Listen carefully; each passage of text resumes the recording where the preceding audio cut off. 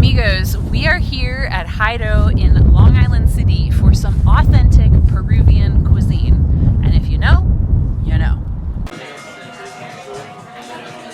This is the ají de gallina, which is a delicate traditional Peruvian dish. It's known for its yellow sauce.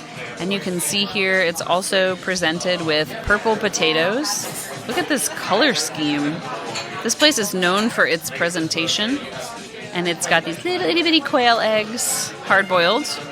And no, that is not chocolate. That is olive dust. Also, you can get it with a side of rice. This ají amarillo is usually some kind of yellow sauce. It's not, in this case, it's not spicy, but it can be put on potatoes. It can be put on a lot of different things. Here, this is basically like a chicken stew. So this is a lump of basically shredded chicken. And the texture is creamy, thick and creamy. And then you might also wonder, what is olive dust? So it's literally just like dried olive powder. You can't really see it, but I taste it and let's see. Yeah, it just tastes like olives. But it's good. It's a nice texture. It's very dry. It's not wet like olives usually are. I'm gonna eat it.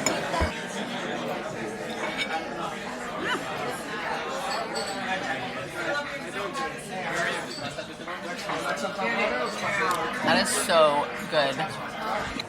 Remy is the adventurous one in the family. If you don't know what this is, it is grilled octopus. And it's on this granite presentation plate. Ooh, pause there, Remy. So do you see this under here? This is what they call a Yukon mille feuille. Feuille? It's actually French. It's like a French bakery item where you stack like pastry with cream and pastry and cream, but instead they're doing this here with potatoes. So we'll have to see if when he bites in, if there's anything that goes in between. But it also has the delicate ají sauce again here, ají amarillo for yellow, basically yellow sauce, and it looks like a little bit of that olive dusting as well.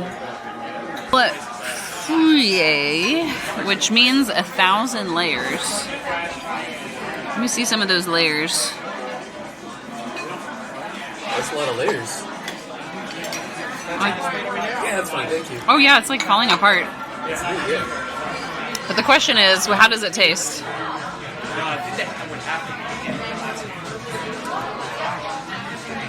Anything special to report? I like the yellow sauce that you have. Oh, the same yellow sauce? Oh yeah.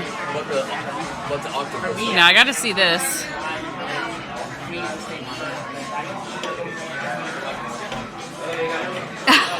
How do you cut it? Let's try it. There we go. What does that look like? It looks like chicken. Does it taste like chicken, Remy? Let's see. I butchered cutting this, by the way. That is butchered. Good bite.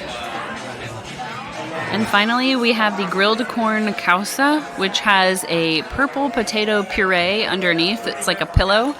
I think that's guacamole, tiny little dollops.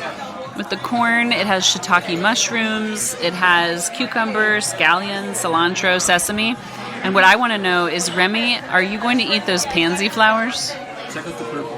Oh, check out the purple.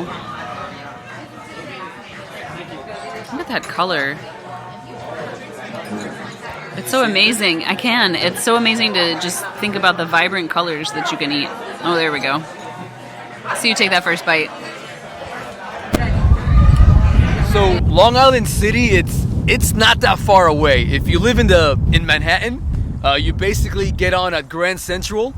You take the 7 train towards Flushing. It's a 9-minute train ride. Best of all, it's the first stop. You can see the bay here. And you have the Empire State Building, and then there is the UN to our right. That's the Queensboro Bridge.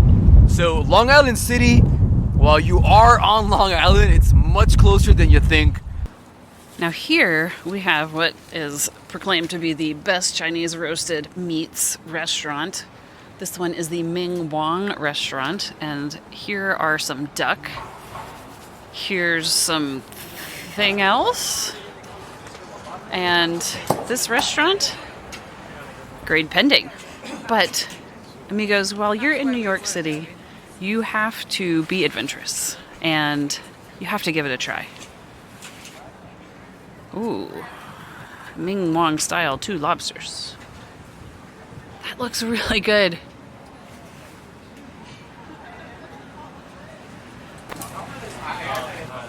Welcome to Big Hong Restaurant, where the Peking duck is a delicacy of Chinese cuisine.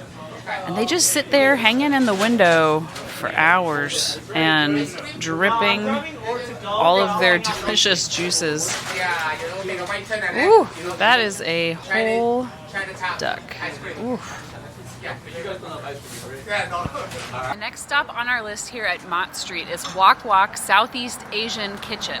Now this one is downstairs. And amigos, just because it's a little sketchy, scary, the more unfamiliar it is, the more authentic it is, which means better taste. Now this is one of the restaurants that you have to walk downstairs for, but what I'm excited about is the pad thai. That is one of my go-to dishes to test out whether one of these places is legit. And here it's about $13 for a plate of pad thai. But things on the menu are anywhere from $13 to $18. So let's take a walk downstairs. Did you get it? Walk.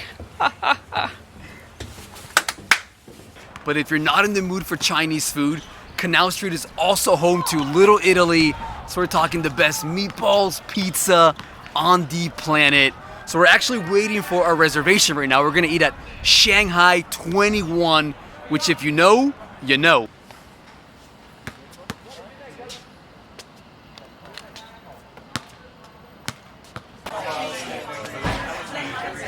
Remy likes to be really adventurous. Amigos, can you tell what this is? Yes, we've got scallions. Yes, that's a shrimp. Do you know what that is, amigos? That is squid. So, shrimp and squid with a ginger scallion sauce.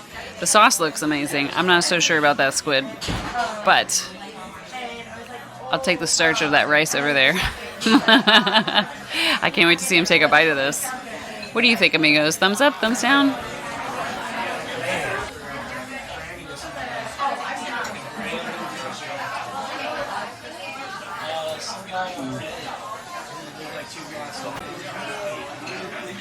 Speaking of carbs, this is my style. Look at these noodles. They are sparkling with deliciousness here. I got the pork and shrimp Shanghai style lo mein. The fatter the noodles, the better.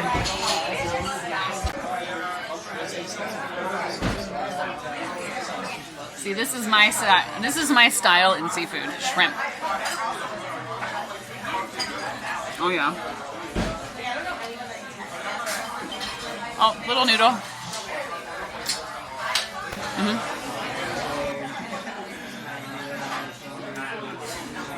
Steam.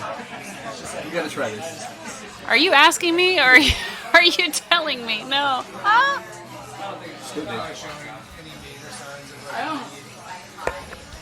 I don't think I can do this. When it comes to Chinatown, amigos, buyer beware, because some of these establishments are cash only, but they often will have an ATM at the entrance. That signals you got to pull out some cash. Now this restaurant has about 10 tables and 5 booths, and they churn and burn. They bring this food out super fast, so when you are hungry, you do not have to wait for long. Oh, here comes our server, man. I swear, we ordered, and it was like within 5 minutes, we had our food. So now I've got this exercise group. They're coming out of the Transfiguration Church. This must be a Monday evening activity. There's always something to do in the city. Wow, there's a lot of folks. It is a cold night to go running, but they are not afraid. Whew. I can tell they're kind of cold. While eating is important, libations are important too. So here we are at Callo Dao. When I find start. All Alright, so when you come to New York, you might have a little bit of sticker shock because things are more expensive here. So finding a place with a great happy hour is going to be critical. We're here at Callo Dao, which is a Cuban-Chinese fusion restaurant. We're here across from Bryant Park, and they have happy hour all day. Yes. So we started with the caipirinha, which is a Brazilian drink. It's muddled sugar and lime with basically a white rum, and it is a Brazilian, also known as cachaça. And you might remember from our Universal video that I got one of those at Mardi Gras. But Amigos, this one's way better. And then Remy got the Cuba Libre, which is essentially rum and Coke. But you can also get diet if you're trying to watch your sugar. So this is low sugar. This is not. But either way, these drinks normally are $18, but for happy hour, which is from 4 to 7 for food, but 12 to 7 for drinks, you got some pretty good choices for just $9.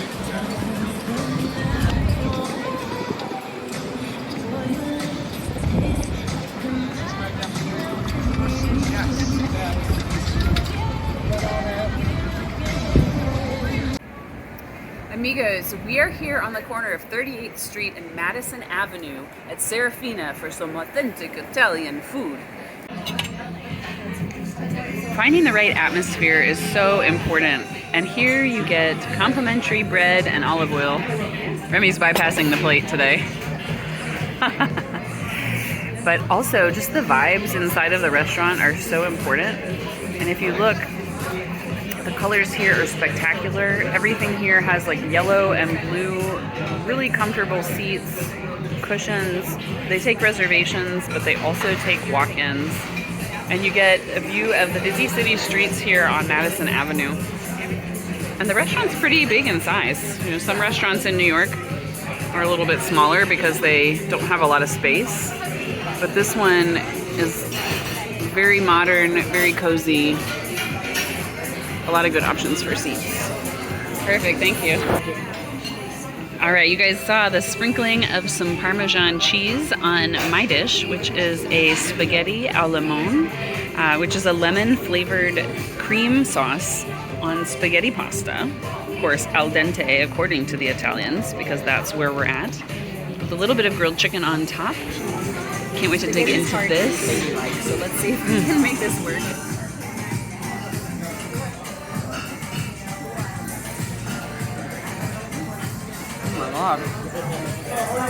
Wow.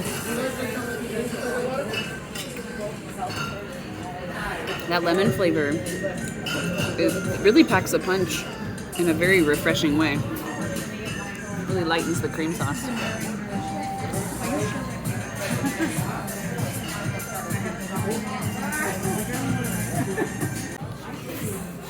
Remy continues with the authentic cuisine of the region. This is a branzino fillet, which is fish, pan-seared with tomatoes, and look at those.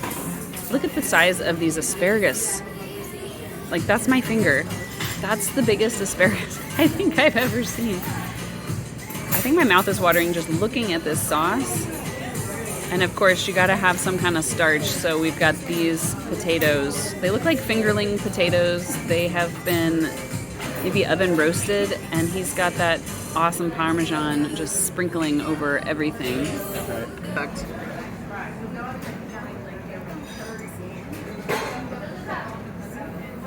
I think that's a look of satisfaction, amigos. What about the potatoes? I like the white, is it a white wine sauce? I think so. A white wine sauce. Ooh, look at that. Now, are the potatoes as crunchy as they look? I think the potato chip. I'm gonna check out these asparagus spears. Are these like GMOs? These are like monster. Oh, no, they're not GMO. They have to be natural. I don't know. Those are really big. Really big asparagus. All right. How's the flavor? The white wine sauce on the branzino. That's I've been eating seafood all week, amigos, and like if you know, you know.